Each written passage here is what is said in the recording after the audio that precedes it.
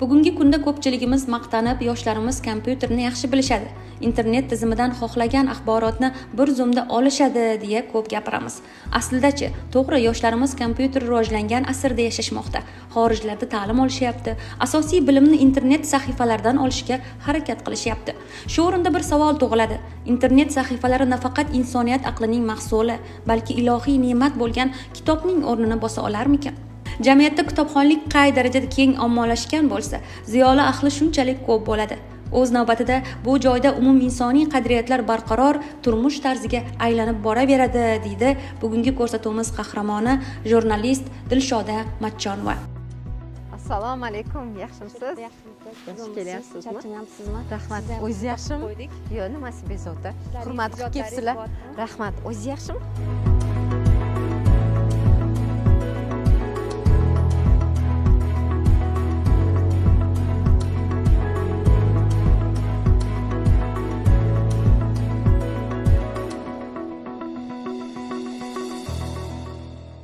Bundan deylik 25 yil yoki deylik 30 yil avval kitobga bo'lgan munosabat ancha jiddiy edi-da. Har qanday nashriyot ham kitob chiqarmasdi. Albatta badiiy kengash bo'lgan, albatta tekshirilgan, o'qilgan, necha pog'onadan o'tgan va kitob chop etilgan.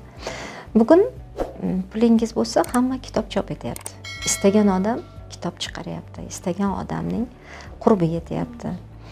Va bugun aynan mana shu tafovut, yaxshi kitob va yomon kitob orasidagi tafovut sezilib qoldi. Xavfli kitoblar ham tug'ilib qoldi-da. So'nggi paytlarda o'zim mutaxassisligim bo'yicha psixologman, lekin jurnalistikada 25 yildan ortiq vaqt mobaynida ishlayapman. Va bitta narsaga guvoh bo'lyapman. Menga keladigan odamlar, mendan yordam so'ramoqchi bo'lgan odamlar ko'pincha kelishyapti-da, kitob ko'tarib kelishyapti. Hamma o'zicha kitob yozganda endi. Endi ko'rasiz, o'sha Rossiya psixologlarining kitoblarini olib o'g'irlangan ichidan bir xil fikrlar. So'nggi paytda umuman qo'rqib qoldik kitob masalasida. Shu bilan birga darsliklarda kamchiliklarni ham ko'ryapmiz. Va yana bir gapni aytib o'tmoqchi edim. Bugun kitob yo'qligi eng katta tanazzul bo'lib qoldi. Jahon adabiyotining yo'qligi. Mana shu 25 yil davomida biz lotin alifbosiga o'tgandan keyin lotin alifbosiga o'tdik, lekin nimagadir tarjimaga urg'u bermadik. Tarjimalarni ko'paytirmadik va lotin alifbosida o'qiladigan kitoblar deyarli yo'q edi. Hozir jurnalistika universitetida dars beryapman va talabalarning bilim darajasi yomon deya olmayman, juda ham yaxshi. Lekin baribir jahon adabiyotiga bo'lgan talabga javob berilmaydi. Biz masalan jahon adabiyotini o'qib katta bo'lgan odamlarmiz. Xohlaysizmi, xohlamaysizmi, bizning davrimizda shunaqa davralar bo'lardi va biz bahs munozaralar bo'lardi. Dostoyevskiy bo'lsin, Tolstoy bo'lsin, har bir muallifning ichki kechinmalari, har bir qahramonning bir pozitsiyasini taqqoslardik, muhokama qilardik, mushohada qilardik o'zimizcha. Bugun esa yaxshi va yomon kitobni farqlay ola boshladik. Endi siz aytishingiz mumkin, ayrim kitoblardan chegaralash kerak odamlarni deyishingiz mumkin-da. Men bunga qarshiman. Agarda inson o'zida intellektual darajasi anchagina rivojlangan bo'lsa, anchagina oq va qorani farqiga borsa, muayyan bir zamin yaratgan bo'lsa, did borasida va u tanlay biladi. Va menimcha yaxshi kitobni boshidan bilinadi-yu, boshidan 15 varaqdan bilib olasiz. Shuning uchun menimcha tanlov bo'lish kerak. Biz mana buni o'qi, buni o'qima deya olmaymiz hozirgi kunda, lekin odamning o'zida tanlov bo'lishi kerak. Hozir o'zimiz talabgor bo'ldik. Yana aytayapman, demak, kitob borasida juda ham ko'p kitoblar chop etilyapti. Ko'ryapman. saviyasi pasti ham bor, saviyasi yuqorisi ham bor, yaxshisi ham bor, yomoni ham bor. Mana yaqinda men Facebook sahifamda yozishyapti, Omonmatjonni kitobini qidirdim, topa olmadim deyapti-da. Saviyali kitobni chop etish uchun endi homiylar kerak bo'lyapti. Nima uchun boy odam o'zi xohlagan kitobni chiqara olyapti. Xususiy nashriyotlar ko'payib ketdi. Men istagan kitobimni olib boryapman, yozuvchilar uyushmasidan tasdiqlatyapman va chiqaryapman. U ichiga kim javob beradi, kim o'qiydi uni, kim uni tahlil qiladi, kim, men unisini bilmayman, lekin sal o'qiladigan kitob bo'lsa chiqyapti. Endi kapitalizm nima deymiz? Muharrirlarimiz endi bunga o'zlari javob berishlari kerak. Endi keldimi kitob, qaysidir biznesmendan kitob keldimi, o'shani o'zlari tahrir qilishyapti, o'zlari chiqarishyapti, o'zlari bosh bo'lishyapti menimcha. Aytyapman-ku, kitob ko'p, lekin odam o'zini diydiga yarashasini o'zi tanlab oladi. Shuning uchun biz aybdormiz, o'zimiz aybdormiz deb hisoblayman. O'zbekiston Yozuvchilar uyushmasi tasdiqdan o'tsa, biz chop etamiz deydi ayrimlari. Mening nazarimda har bir o'sha xususiy tipografiyada o'zining badiiy kengashi bo'lishi kerak. O'zining tanqidchisi bo'lishi kerak. O'zining tahrirchisi bo'lishi kerak. O'zining taqrischisi, o'zining muharriri deymiz. Mana shunaqa bir redaksiyasi bo'lishi kerak har bir tipografiyaning va aynan muayyan bir kitobning chiqarilishida javobgarlikni ular o'z bo'yniga, o'z zimmasiga olsin. Men tipografiya ochyapmanmi deylik, xususiy.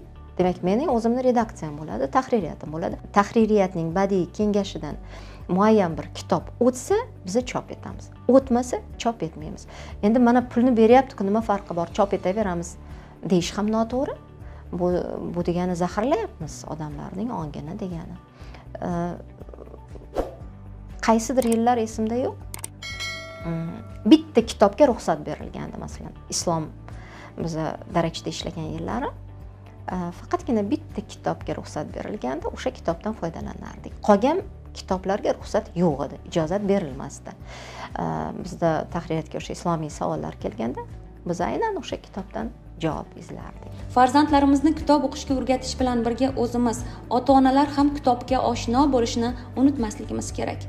To'y marosimlarga, qimmatbaho kiyim va anjomlarga katta mablag'larni ayamay sarflaymiz-u, farzand tarbiyasi uchun zarur bo'lgan kitobni olishni ba'zida xayolimizga ham keltirmaymiz.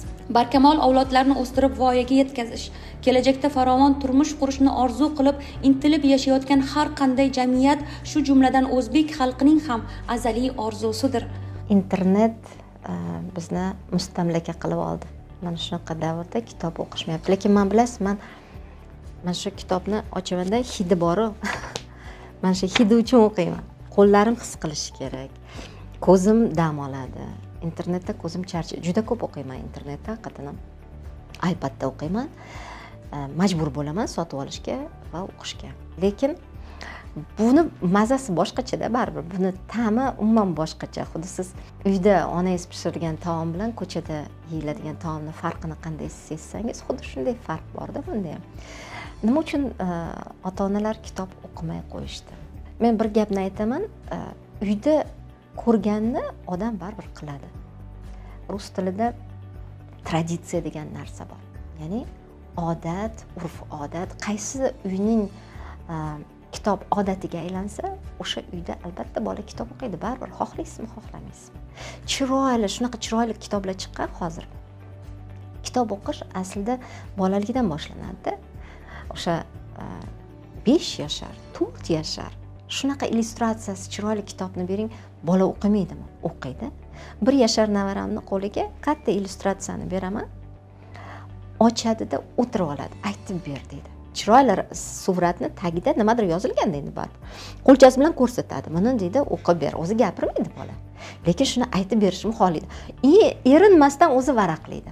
Qarangda, mana shu 4 yoshar bola. Endi ikkinchi katta nevaram 5 yoshar.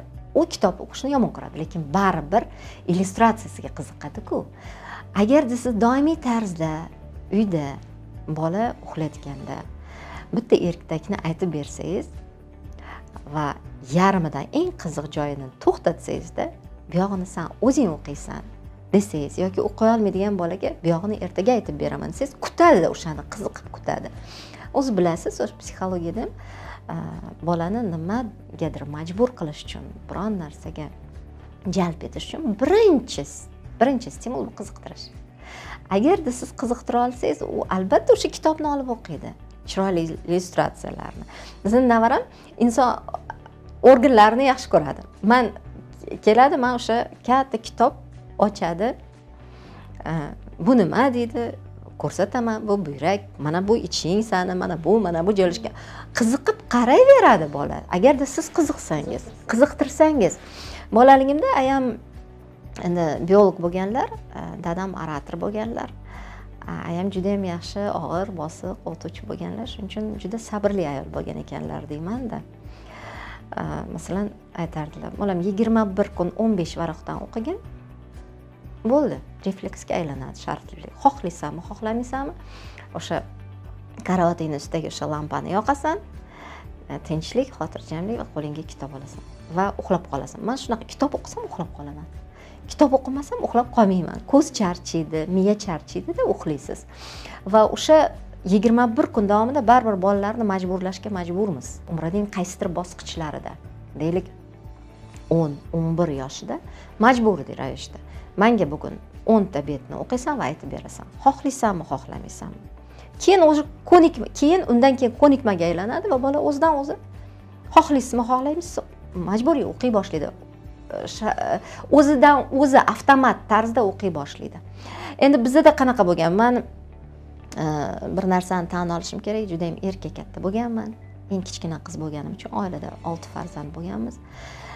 Meni siz hozir hayron qolishingiz mumkin, eng yaxshi ko'rgan kitobim O'zbekiston SSR ensiklopediyasi meni eng yaxshi ko'rgan kitobim bo'lgan. Chunki o'sha 12 ta tom turganda uyimizda xohlagan harfini olib, xohlagan maktabda 5 ga o'qish kerak bo'lgan, 5 baho olib kelish kerak bo'lgan va xohlagan savolimga ensiklopediyadan javob topganman. Majburlashmagan hech qachon bizani o'qishga, lekin o'zlari dadam har doim yangi kitob chop etilsa nashriyotda olib kelganlar, o'qiganlar, ayam bilan muhokama qilganlar. Men eshitganman shu narsani va qiziqib o'qiganman. Uyimizda podval bo'lardi. Podvalda Sharq yulduzining har bitta soni, Yoshlik jurnalini har bitta soni.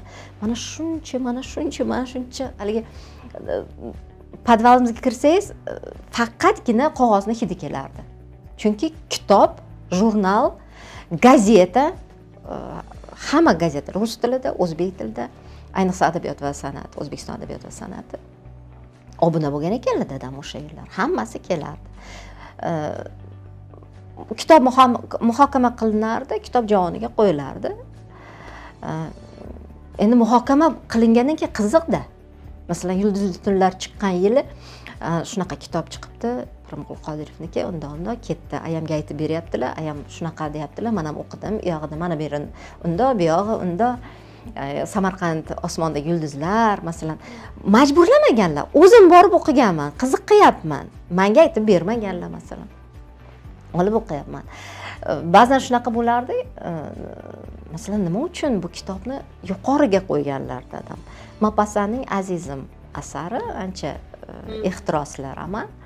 Nima uchun kitobni tepaga qo'ydilar degan tushuncha paydo bo'ladi va yashirincha o'sha 10 yoshmisiz, 11 yoshmisiz, yashirincha olib o'qiysiz.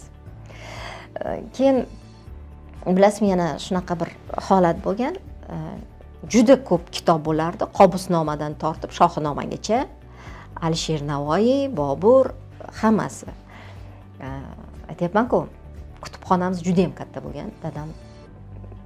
Dadamning uyidan faqat kitob o'g'irlashardi. Kosmonavtlar kuni men juda faol bo'lganman maktabda va hamma madaniy oqartuv sektori menga murojaat qilardi.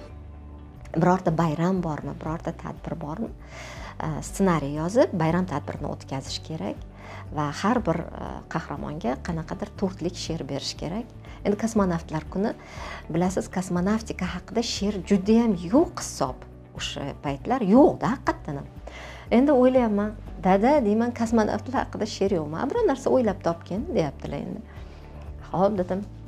Kosmonaftikaga kim yaqin? Yana kitob javonga murojaat qilasiz.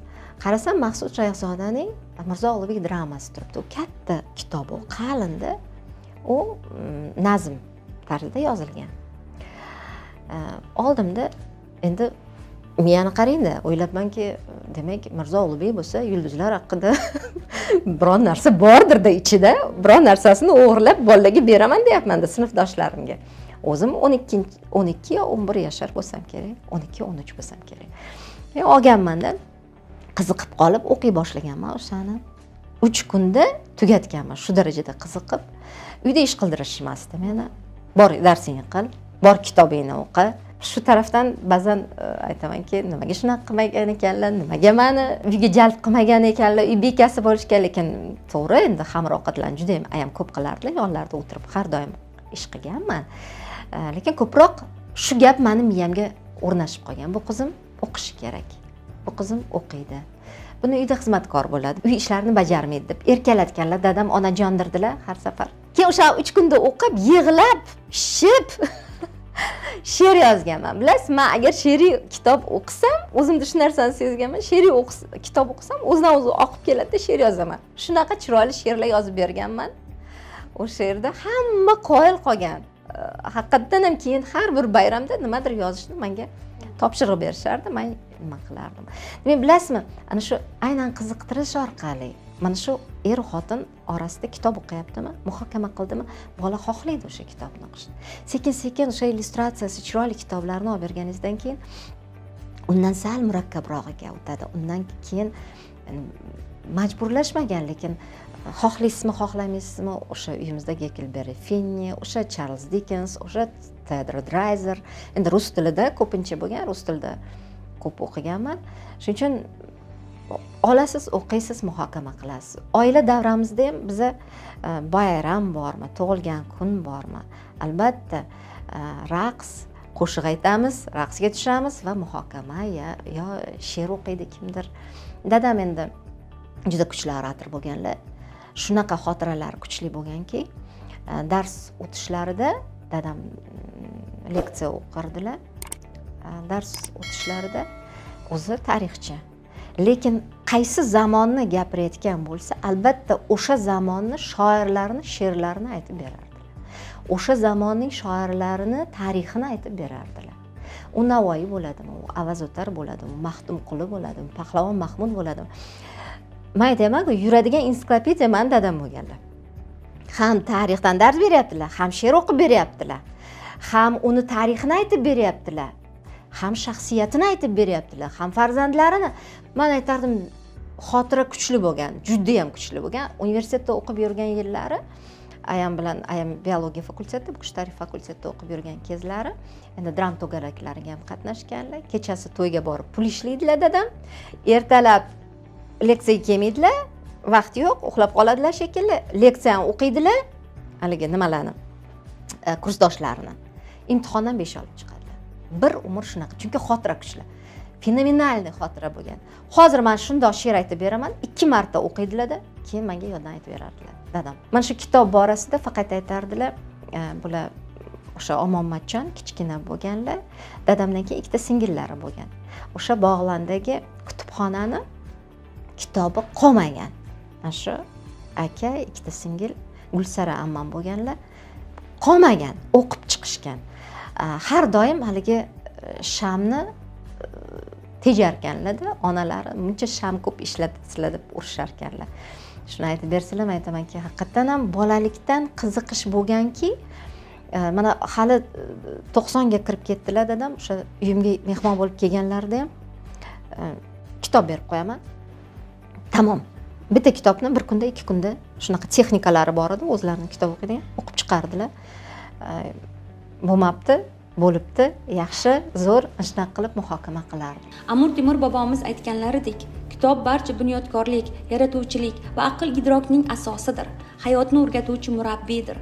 Ajdodlarimiz ilm o'rganish, kitob o'qishga hamisha eng muhim vazifa sifatida qarab kelishgan. Tarixdan bizga ma'lumki, ilgari Yastaviy, Bedil, Maxtumquli, Mashrab g'azallarini yod bilmaslik or sanalgan.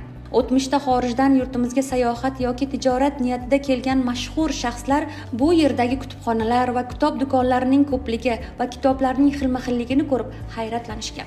O'zim ham masalan kitob o'qirdim. bolalarim endi ko'pincha, masalan men qizlarimga boshida repetitor yollaganman, boshida katta qizimga ingliz tilidan ozgina fundament bersin deb bor yo'g'i bir 3 oymi 4 oymi yollaganman, keyin o'zing deganman. Tilni masalan qizim Londonda o'qigan, katta qizim tilni o'zi o'rgangan, hammasini o'zi. Kichkina badiiy kitoblarni juda ko'p o'qiydi. Men ham shu bolaligimdan nimagadir badiiy kitoblarni juda ham yaxshi ko'rardim. Oilamizda hamma kitob o'qigan. Katta akam ham a'lochi bo'lganlar, katta opam ham a'lochi bo'lganlar. Bitta akam bilan bitta opam kompozitor, bittasi rassom. Bilasizmi, oilada bola ko'p bo'lsa, juda ko'p narsani o'rganasiz. Ayniqsa kichkinalarga juda ham foyda bo'ladi. Bitta akangiz sizga rasm chizishni o'rgatadi, bitta akangiz sizga tarixni o'rgatadi. Mana uyimizda endi dadam ham geografiya ham tarixdan dars berganlari uchun bitta narsani aytib o'tmoqchi bo'laman. Bitta xonada katta bitta siyosiy karta, katta bitta geografiskiy karta bo'lardi. Va har birimiz 4 yoshimizda, hatto ukam, mana shu Feruz akam, Alisher akam 4 yoshidan istagan mamlakatni ko'rsatardi kartada va albatta poytaxtini yoddan bilardi. Shu narsa, mana aytayapman-ku, udim shu narsa menda qolgan ekan, men uyimda karta bo'lardi har doim va qizlarim o'sha 5 yoshidan, 6 yoshdan bilardi. Istagan mamlakatingizni kartadan ko'rsatadi, poytaxtni ko'rsatadi. Majburlash kerak. Shu bilan birgalikda eng avvalo qiziqtirish kerak. Menga murojaat qilishadi, ya'ni psixologman baribir. Necha yoshdan tarbiyani boshlaydi, necha yoshdan kitob o'qitishni. Mana 6 oydan, 7 oydan chiroyli rasmni ko'rsating, aytib bering, eshitadi sizni. Nimaga eshitmaydi? Eshitadi. Aynan shunday. Men o'zim aytayapman-ku, shu 1 yashar nevaramga hayron qolaman. Kitobni ko'tarib keladi, yurib olib keladi, ochadi, bemalol oxirigacha eshitadi. Oxirigacha aytib berasiz. Shuning uchun hamma narsa oiladan boshlanadi. Hamma narsa ota-onadan boshlanadi.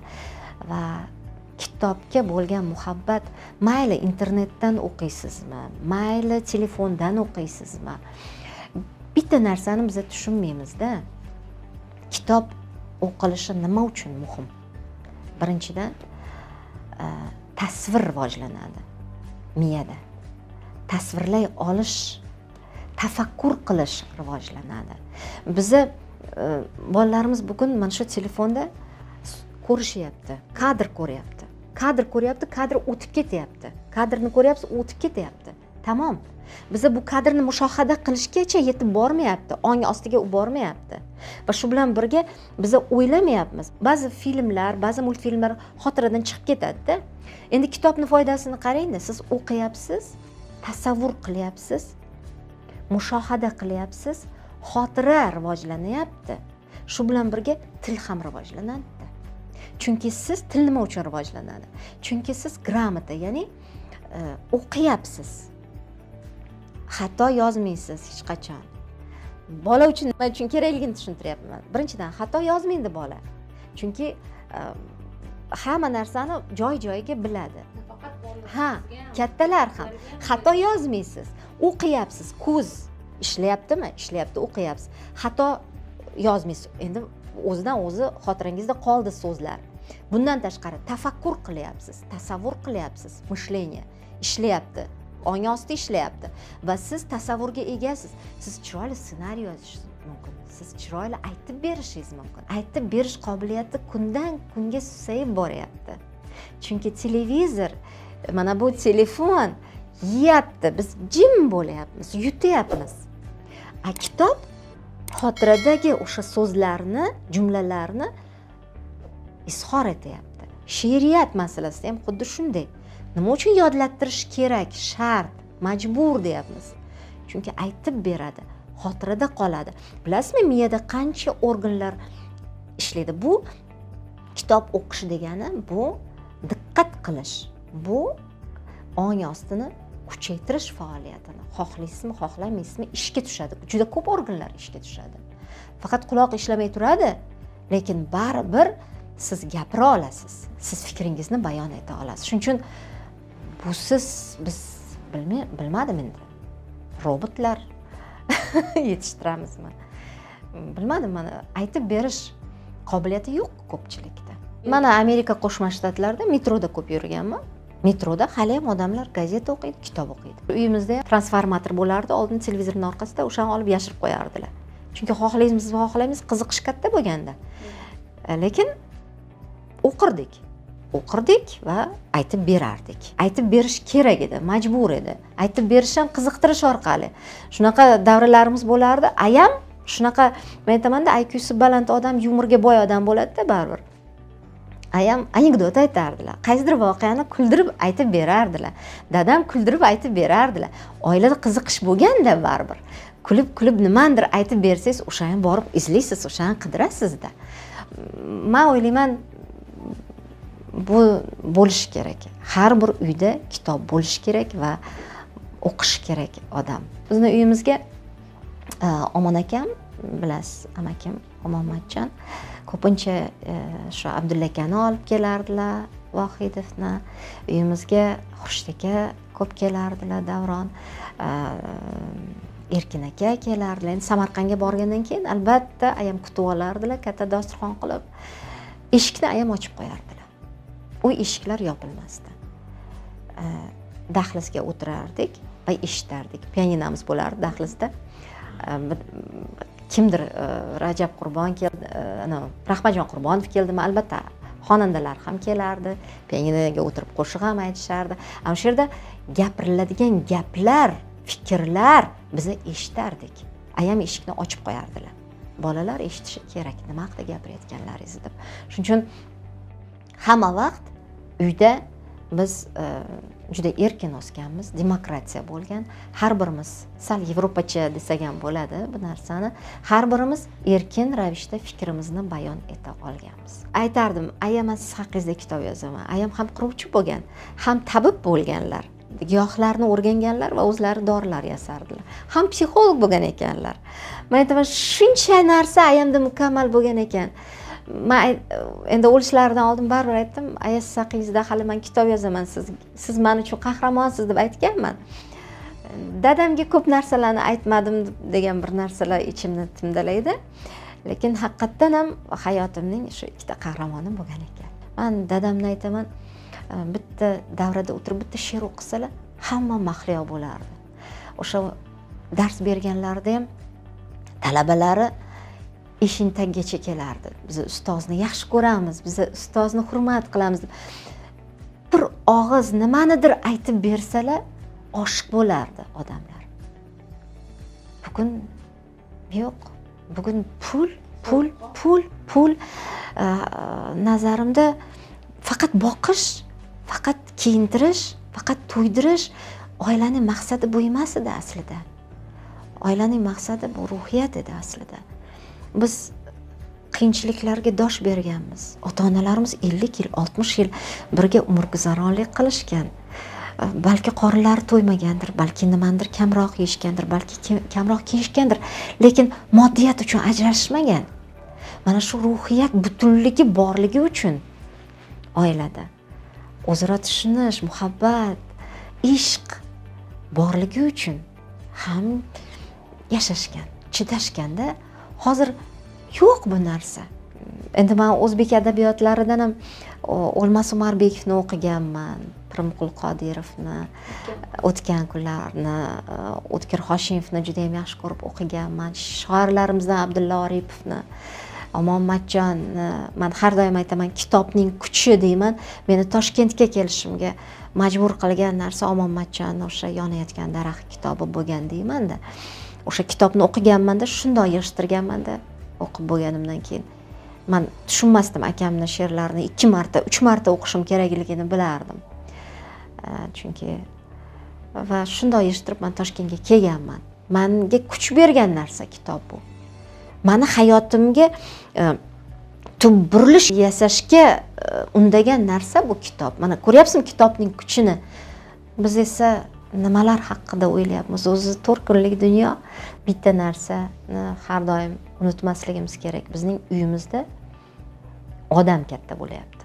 Uni siz bola deysiz, munosabat qilmaysiz, bola deysiz, gapirma deysiz, bola deysiz, jim bo'l deysiz. Lekin u bola emas. U inson. Va uning individ bo'lib qolishi yoki shaxs bo'lib shakllanishiga siz sababchi bo'lasiz har doim. Birinchi javobgar, birinchi tarbiyachi, birinchi do'st, birinchi mehr oqimining asoschisi bu ota va ona bo'ladi. Biz bolalikdan bolaga quldek munosabat qilsak, qullarni katta qilamiz. Podshohdek munosabat qilsak, podshohni katta qilamiz. Do'stdek munosabat qilsak, o'zimizga do'stni katta qilamiz. Bugungi kunda internet shu darajada rivojlanib ketdiki,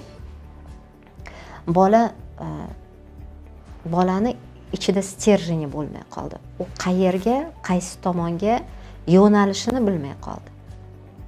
Ota-ona yo'nalishni beradigan inson. Mana senga, mana buni ko'ryapsan, buni ko'ryapsan, buni ko'ryapsan. Lekin o'zingga kerakligini tanlab ol. Masalan, oddiy misol qilib aytaman-da, masalan, qaysidir bolalar triller filmlarni yaxshi ko'radi. Qaysidir bolalar fantastikani yaxshi ko'radi. Yana kimdir deylik dramani yaxshi ko'radi, kimdir komediyani yaxshi ko'radi. Xuddi shunday. Inson ham xuddi shunday, kitob ham xuddi shunday. Agarda biz bolaning qiziqishini o'rganib olsak, o'shanga mos ravishda kitob tanlasak, ishoning, albatta o'sha kitobni ochib ko'radi. Albatta. Hozir shunaqa kitoblar paydo bo'lgan. Nevaramda bor, katta kitob 3D ekan. 3D ni ochadi, haligi telefonga ulanadi.